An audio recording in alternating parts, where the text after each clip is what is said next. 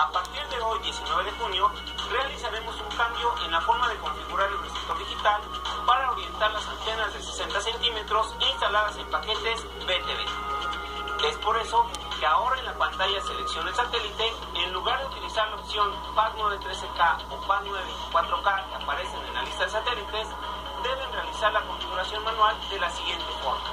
Seleccionar la opción Satélite A.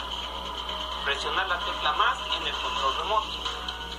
En la pantalla Tasa de símbolos, digitar el número 30.000 y presionar Enter. En la pantalla Polarización, seleccionar la opción Horizontal y presionar Enter. En la pantalla Back Rate, seleccionar la opción 5 sextos y presionar Enter. En la pantalla Frecuencia de sintonía manual, digitar el número 12.160 y presionar Enter. Aparecerá nuevamente la pantalla Satélite A. Presionar nuevamente Enter. Aparecerán las barras de potencia y calidad que ustedes utilizan cotidianamente para orientar las antenas.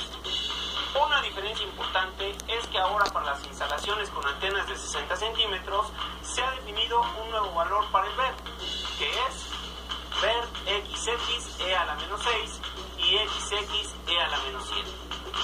Es decir, debemos obtener cualquier valor numérico, pero con exponente a la menos 6 o a la menos 7. En caso de que estos valores no se alcancen y la instalación sea supervisada, el supervisor levantará una garantía de instalación.